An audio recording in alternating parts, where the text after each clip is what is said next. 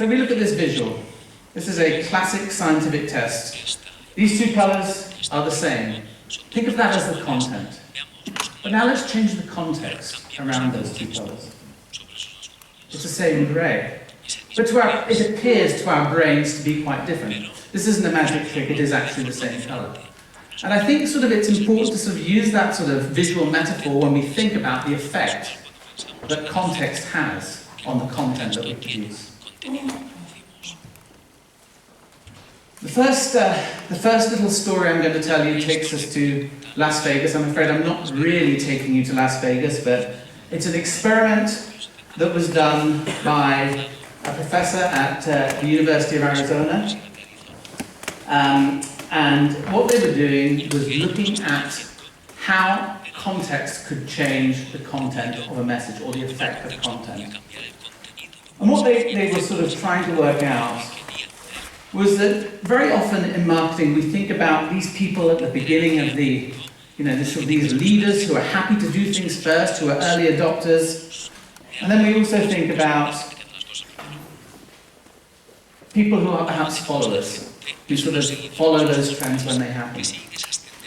But what these researchers were interested in showing was that this may not be about personality, but sometimes you can create this effect through the context in which you put your content.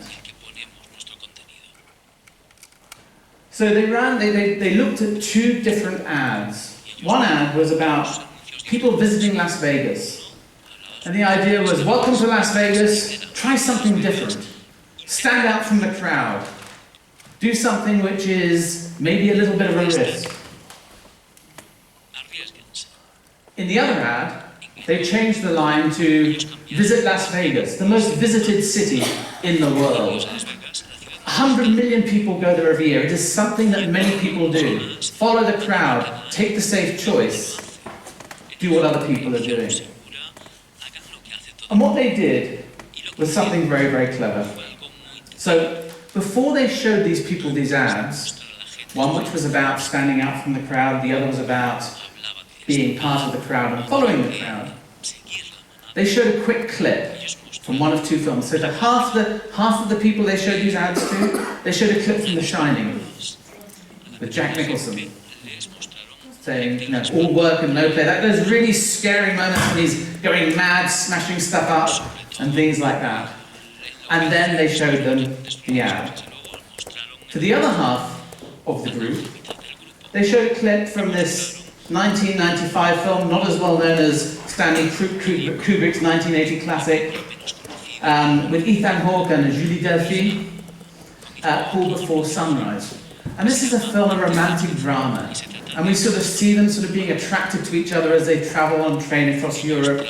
And there's always this thing, are they going to have sex? Are they not going to have sex? And of course they do in the end. But there's this kind of romantic sexual tension throughout the whole thing. So, we have one group of people who've had the shit scared out of them by Jack Nicholson, and the other group who've had their hormones tweaked a little bit by Ethan Hawke and Julie Delphi. Now, what these researchers were looking at was actually to see what the effect of showing those films would be on the content. And the hypothesis was that when they were showing people something scary, that would make people respond by self-protection, by following the crowd. This is a picture of zebra migrating in the Okavango Delta. They all herd together because they want the safety against the predators of the lions and the things that will attack them. They are following this strategy.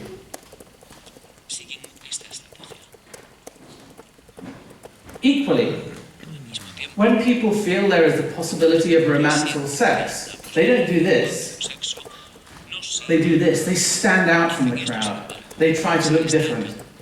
Nobody was sexually successful by saying, I'm like everybody else. You do it by saying, I'm different in some way. I've got something interesting. I've got something interesting, so my genes are going to help your genes come along. And evolutionary psychologists call this mate acquisition, but this notion of wanting to stand out. So, standing out is being at the front of the crowd. When they showed people the ads, so the red bar is going to be the ad which was, do what everybody else does. The most visited city in the world, visited by millions. The grey bar is stand out from the crowd and do something different. So this first column is when people were shown a clip that scared the shit out of them. This is when they saw the Jack Nicholson clip, okay? And what happened was, the ad they found the most persuasive was the ad which said visited by millions. The ad which said do what everybody else does. The other ad which said stand out from the crowd, people didn't want any part of that at all, because they had been primed, the context that had been set had put them in this instinctual mode of self-protection.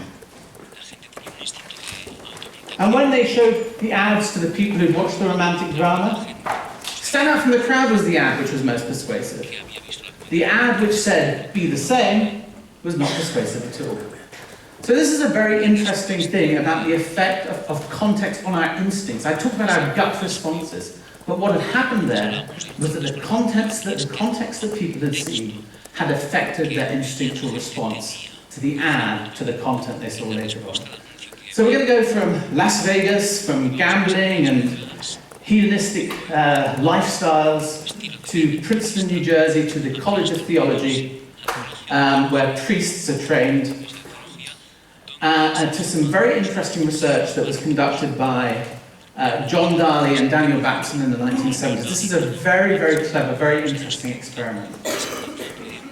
So what they did was they got the trainee priests or the seminarians to actually sort of look at two pieces of content. The first was the story of the Good Samaritan. I'm sure you're all familiar with this, a parable from the New Testament of the Bible, where a man is beaten up and left by the street to die by his assailants, and a priest walks by him, a neighbor walks by him, and this complete stranger who is from Samaria, a Samaritan, stops and takes him to an inn and pays for him to stay in the inn for the night and gives him hospitality. So the idea of the Good Samaritan is that you should help strangers. So the first group of priests were given the text of the Good Samaritan to read, and they were told, think about a presentation. We'd like you to write a little presentation about the Good Samaritan and give it to another group of people in another building. The second group of people were asked to read about job prospects for priests and also think about how they would write a presentation about that. But this is where the experiment gets very clever.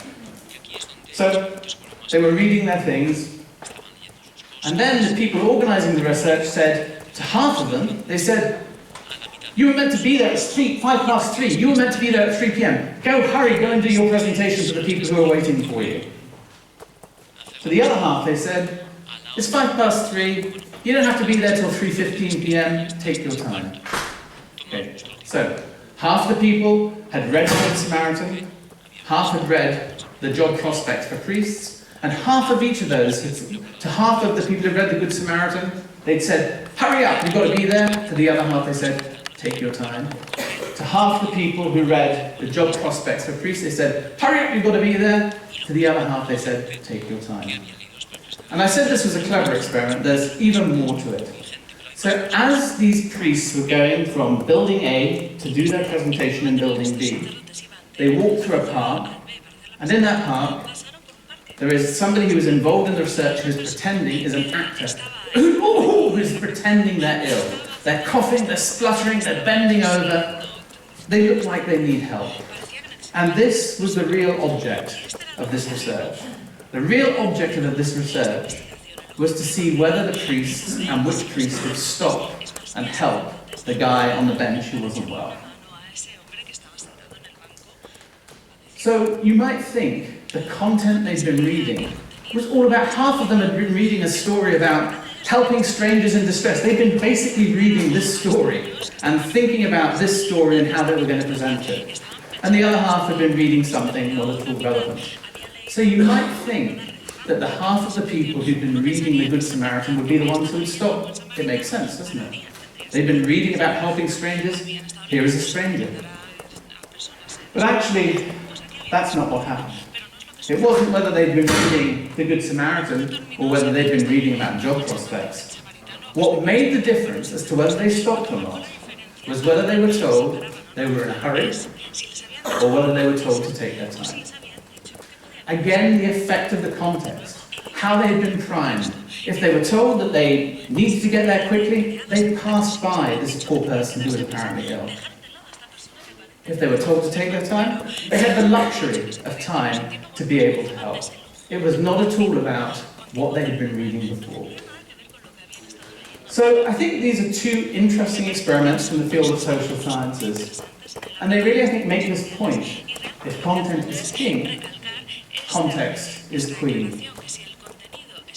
And when I say context is queen, I don't mean it is the companion of content. This is why I use the idea of chess to tell the story. What I mean is that it is more powerful. You cannot win a game of chess if you lose your king. Your king will not help you win the game of chess. The piece that will help you win the game of chess is the queen. And I believe that context is the powerful thing that defines content. I just wanted to read a little bit from how I end the chapter in my book about this as a summary. And what I say in this book is context, in its broadest sense, makes a big difference in how people choose. But as marketers, we fixate on content. And we see it as king, because it seems easier for us to control. However, that is an illusion. Context can either nullify or turbocharge content in terms of how it influences choice. The king isn't dead, but long live the queen. So thank you very much indeed.